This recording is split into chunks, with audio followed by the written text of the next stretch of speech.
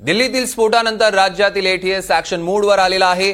पुण्यातील धाडीनंतर मुंबऱ्यात सुद्धा एटीएसची कारवाई करण्यात आली। कौसा परिसरात राहणाऱ्या शिक्षकाच्या घरी आता तपासणी करण्यात आलेली आहे। या क्षणाची सगळ्यात मोठी आणि महत्त्वाची बातमी आपण बघतोय। दिल्लीतील स्फोटानंतर एटीएस ऍक्शन मोडवर आलेली आहे।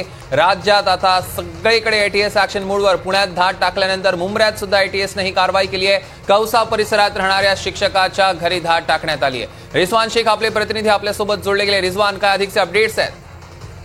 सौरव, आपण जर पाहिलं तर काही दिवसापूर्वी पुण्यात या ठिकाणी जे आहे ते महाराष्ट्र एटीएसच्या माध्यमातून कारवाई करत काही जणांना ताब्यात घेण्यात आला होता आणि या कारवाई दरम्यान आरोपींनी जे आहे ते मुंब्रा येथे राहणाऱ्या एका शिक्षकाचं नाव जो आहे तो घेतला होता आणि आज महाराष्ट्र एटीएसने दुपारच्या वेळी या मुंब्रा येथील कौसा विभागामध्ये या शिक्षकाच्या घरी धाड टाकलेली आहे आणि या धाडीमध्ये या महाराष्ट्र एटीएसने त्याच्या घरातून कम्प्युटर असो, लॅपटॉप असो आणि त्याचबरोबर मोबाईल देखील हस्तगत केलेला आहे। आणि विशेष म्हणजे हा जो शिक्षक आहे याचं नाव अद्यापर्यंत कळू शकलं नाहीये, कारण याला महाराष्ट्र एटीएसने याचं दोन घर आहे, त्यामुळे याला मुंब्रा येथून कुर्ला या मुंबईमध्ये राहणारा जो त्याचं घर आहे त्या ठिकाणी घेऊन गेलेले आहे आणि संपूर्ण तपास जो आहे तो पुढे महाराष्ट्र एटीएसच्या माध्यमातून कुर्ला या ठिकाणी जे दुसरा घर आहे त्याचं त्या ठिकाणी सुरू आहे। सौरभ, निश्चितच रिजवान, या संदर्भातले अधिकचे अपडेट्स आम्ही तुमच्याकडनं घेऊ। तुर्तास धन्यवाद।